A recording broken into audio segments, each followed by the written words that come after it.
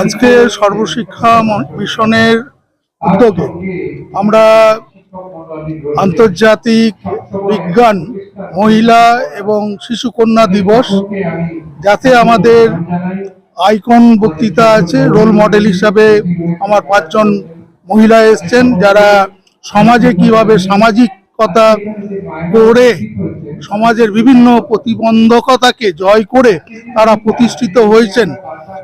তাদের জীবন এবং বিভিন্ন বিজ্ঞানী, বিভিন্ন সায়েন্স এবং টেকনোলজি রিলেটেড সমস্ত স্টেম সায়েন্স টেকনোলজি যেটা রয়েছে, সায়েন্স টেকনোলজি ইঞ্জিনিয়ারিং এবং ম্যাথামেটিক্স, সেই নিয়ে আলোচনা হচ্ছে।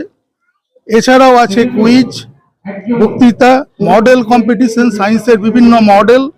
এছাড়াও থাকছে আপনার স্লোগান রাইটিং, যা সবই মেয়েদের দ্বারা, এবং যাতে সমাজে মেয়েরা বিজ্ঞান এবং প্রযুক্তিকে এগিয়ে নিয়ে যেতে পারে, এই ব্যাপারেই। তো আমার মনে হয় যে আজকের এই অনুষ্ঠান মেয়েদেরকে অনেকটাই বিজ্ঞান মনস্ক শুধু করবে তাই নয়, হাতে কলমে শিক্ষার মাধ্যমে বর্তমান যে এডুকেশন পলিসি 2020, তাতে হাতে কলমে শিক্ষার মাধ্যমে ক্লাসরুম থেকে সমাজ, সমাজ থেকে দেশ, দেশ থেকে দেশান্তরে তারা ছড়াতে পারবে বলে আমার দৃঢ় বিশ্বাস। এবং এখানে যে গানে, বিজ্ঞানের যে গান, সেই গান এখানে গেয়েছে, এখানে যে স্লোগান, বিজ্ঞানের স্লোগান, এরা সেটা লিখতে পেরেছে। এবং এই অনুষ্ঠানে আমার সমস্ত শিক্ষক, শিক্ষাকর্মী, এলাকাবাসী, পরিচালন সমিতি এবং ছাত্রছাত্রী সক্রিয়ভাবে অংশগ্রহণ করেছে। এবং একদিনের নোটিশে যে এরা কাজ করতে পারবে আমি ভাবতে পারিনি। এবং যেটা বড় ব্যাপার, এরা বিজ্ঞানের গল্প তৈরি পর্যন্ত এরা করেছে বিজ্ঞানীদের সম্পর্কে। আমি ডক্টর সুভাষচন্দ্র দত্ত, প্রধান শিক্ষক, Kanchannagar DN Das high school. আপনাদের অসংখ্য ধন্যবাদ জানাচ্ছি। ঠিক আছে।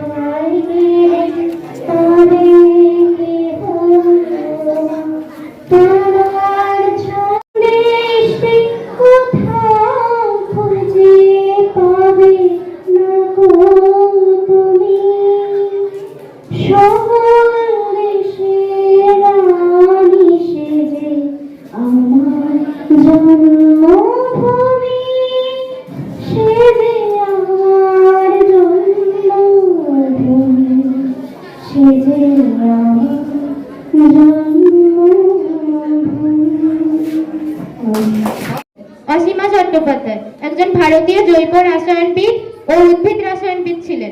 তিনি ভিঙ্কা অ্যালকালয়েডের গবেষণা করেন এবং ম্যালেরিয়া ও মৃগী রোগের ঔষধ প্রস্তুত করেন। শিক্ষা জীবন: অসীমা চট্টোপাধ্যায় 1917 খ্রিস্টাব্দে 23 সেপ্টেম্বর ব্রিটিশ ভারতের কলকাতা শহরে জন্মগ্রহণ করেন। শৈশব হতেই মেধাবী অসীমা স্কুল জীবনের পর 1936 খ্রিস্টাব্দে স্কটিশ চার্চ কলেজ থেকে রসায়নবিদ্যায় স্নাতক হন। 1938 খ্রিস্টাব্দে তিনি কলকাতা বিশ্ববিদ্যালয় থেকে জৈব রসায়নবিদ্যায় স্নাতকোত্তর ডিগ্রি লাভ করেন। এরপর তিনি এই বিশ্ববিদ্যালয় থেকে উদ্ভিদ রসায়ন ও কৃত্রিম জৈব রসায়নের উপর ডক্টরেট ডিগ্রি লাভ করেন।